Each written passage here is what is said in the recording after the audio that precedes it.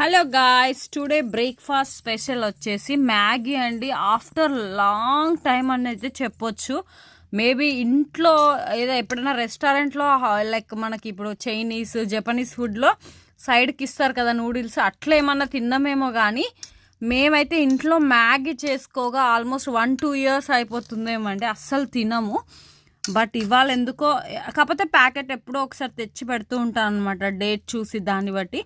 So ఇవాళ ఎందుకో Maggi తినాలనిపించి ఇంకా ఇన్స్టాంట్గా ఇదైతే బాగుంటుంది అని చెప్పి మ్యాగీ అయితే చేయడం జరిగింది. మరి మీరేం తిన్నారు? మీరు కూడా ఇలా గ్యాప్ తీసుకున్న తర్వాత ఎప్పుడైనా మ్యాగీ ట్రై చేస్తారా? ఇంకా తినలేదండి, బట్ ఒక్కటి ఇట్లా టేస్ట్ చేసినా బాగుంది. కొంచెం నేను మ్యాగీలో ఏం చేశానంటే, వాటర్ వేడి అయినప్పుడే అందులో కొద్దిగా ఆయిల్, పెప్పర్, ఉప్పు అండ్ కారం కూడా వేసుకొని మసిలిన తర్వాత మ్యాగీ వేసుకొని తర్వాత మ్యాగీ మసాలా వేసుకున్నాను.